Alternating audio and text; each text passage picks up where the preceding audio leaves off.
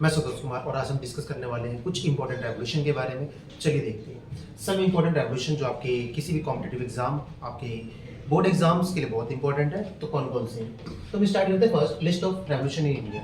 India के अंदर कौन कौन से रेवोल्यूशन हुए जो हमारे एग्रीकल्चर और सम पार्ट से रिलेटेड थे। तो हम देखो फर्स्ट देखते हैं, फर्स्ट जो हमारा रेवोल्यूशन है green revolution. It's the relate of agriculture production को गेन करने के लिए भारत में ग्रीन रेवोल्यूशन अडॉप्ट किया गया। नेक्स्ट हमारा व्हाइट रेवोल्यूशन जो मिल्क और डेयरी प्रोडक्ट से था। नेक्स्ट है ब्लू रेवोल्यूशन जो कि हमने फिशिस प्रोडक्शन को इंक्रीज करने के लिए अडॉप्ट किया। पिंक रेवोल्यूशन जो ऑनियन से रिलेटेड है। पैरामेडिकल्स जो चीजें हैं उससे ये रिलेटेड है। सिल्वर रेवोल्यूशन जो एक और पोल्ट्री प्रोडक्शन को रिलेट करता है। राउंड रेवोल्यूशन जो कि पोटैटो से बिलोंग करता है। गोल्डन रेवोल्यूशन हनी और हॉर्टिकल्चर से। और ग्रे रेवोल्यूशन फर्टिलाइजर से। इसके अलावा भी कुछ और इंपॉर्टेंट रेवोल्यूशन है, वो कौन कौन से हैं तो भी देखते हैं। ये हमारे कुछ और इंपॉर्टेंट रेवोल्यूशन है जिसमें ब्राउन रेवोल्यूशन जो कि आपका कोकोआ से है और लेदर से है। रेड रेवोल्यूशन जिसको मीट और टमाटो जो है मीट प्रोडक्शन और टमाटो प्रोडक्शन को इंक्रीज करने के लिए अडॉप्ट किया इंडिया ने। ब्लैक रेवोल्यूशन का रिलेशन पेट्रोलियम से है। पेट्रोलियम को एक कह सकते हैं कि पेट्रोलियम पे इंटरडिपेंडेंसी जो हमारी अदर कंट्रीज पे थी उसको सेल्फ डिपेंडेंसी पे इंक्रीज करने के लिए इसको हमने अडॉप्ट किया। रेनबो रेवोल्यूशन फ्रूट्स से है, इसको हम सेकंड ग्रीन रेवोल्यूशन भी कहते हैं। तो ये आपको याद रखना है कि जो रेनबो रेवोल्यूशन था इसी को हम सेकंड ग्रीन रेवोल्यूशन कहते हैं। इसके बाद येलो रेवोल्यूशन जो कि आपका ऑयल सीड और मस्टर्ड ऑयल से रिलेट है। गोल्डन फाइबर रेवोल्यूशन जो था वो जूट के प्रोडक्शन को इंक्रीज करने के लिए डेवलप किया गया। सिल्वर फाइबर कॉटन और evergreen revolution overall development of agriculture. तो ये थे हमारे कुछ important agriculture revolution in India की। भारत के अंदर कौन कौन से एग्रीकल्चर रिलेटेड रेवोल्यूशन किए गए, इनमें से कुछ को हम डिस्कस करने वाले हैं। तो चलिए देखते हैं उसमें से पहला कि फर्स्ट क्या है। तो देखिए फर्स्ट आप देखोगे तो ये है आपका blue revolution. Most important blue revolution क्या है और क्यों, तो इसके बारे में आपको दो तीन चीजें याद रखनी है। एक फर्स्ट ये कब हुआ, इसका फादर कौन था और इंपॉर्टेंस क्या है। तो हम बात करते हैं ब्लू रेवोल्यूशन जिसको हम नीली क्रांति भी कहते हैं। क्या कहते हैं इसको? नीली क्रांति। ठीक है, नीली क्रांति। अभी जो ब्लू रेवोल्यूशन है, नीली क्रांति क्या है तो दिख रहा होगा आपको, ये फिशिस से जो फिशिस है उससे संबंधित थी। ये इसको भारत के जो मत्स्य वैज्ञानिक थे, बंगाली मत्स्य वैज्ञानिक जिनका नाम डॉक्टर हीरालाल चौधरी था, इन्होंने इसको स्टार्ट किया।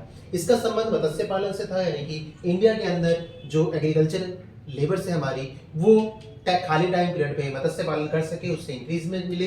इसको भारत की 7वीं पंचवर्षीय योजना 1985 टू 1990 के बीच में अडॉप्ट किया गया। कौन सी? 5 ईयर प्लान में लॉन्च किया गया। कब लॉन्च किया गया था? 1985 टू 1990। इसके बाद देखते हैं नेक्स्ट जो हमारा इंपॉर्टेंट रेवोल्यूशन है वो कौन सा है। नेक्स्ट है हमारा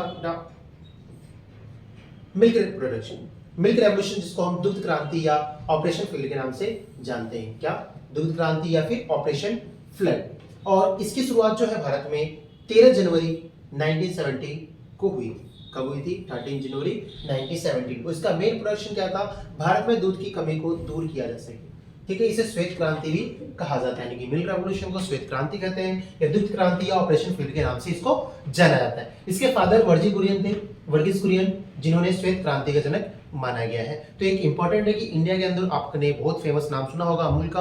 अमूल का जो रिलेशन है वो इसी से ही है, ऑपरेशन फ्लड से है। ठीक है, नेक्स्ट देखते हैं हम कि नेक्स्ट कौन सा है हमारा।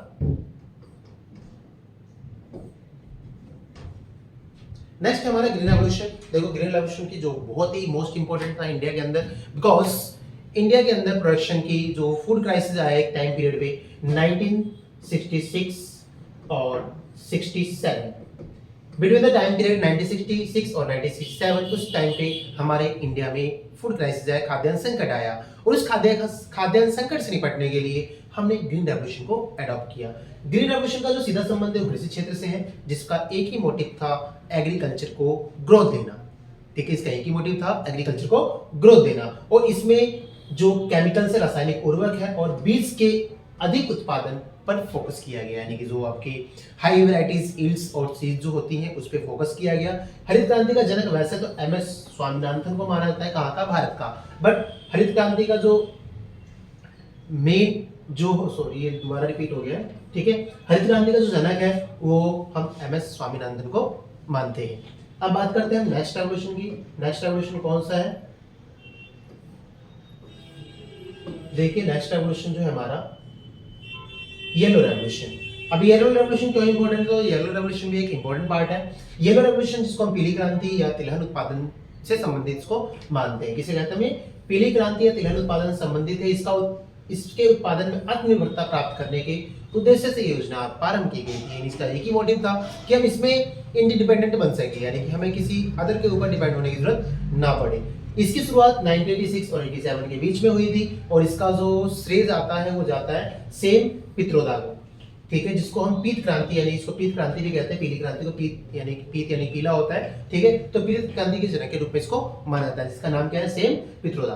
तो ये हमारे येलो रेवोल्यूशन के फादर हैं।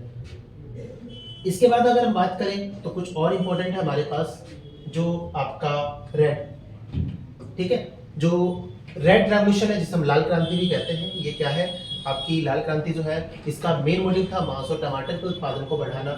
इसकी शुरुआत लाल क्रांति से हुई, यानी कि इंडिया के अंदर मीट प्रोडक्शन और टमाटो के प्रोडक्शन को इंक्रीज करना रेड रेवोल्यूशन को जाता है, ठीक है। इसमें इसकी शुरुआत जो है 1970 में की गई और इसकी शुरुआत इसका फादर जो है वो हम विशाल तिवारी को मानते हैं, यानी कि विशाल तिवारी जो थे वो इसके फादर हैं लाल क्रांति के, ठीक है। इसके बाद अगर हम देखें तो कुछ और इंपॉर्टेंट है हमारे पास रेवोल्यूशन, और दिस इज द लास्ट कि ब्लैक रेवोल्यूशन जो है वो क्या था। तो देखो ब्लैक रेवोल्यूशन का मेन मोटिव था पेट्रोलियम, यानी कि इसका जो संबंध है वो किससे लिया आता है?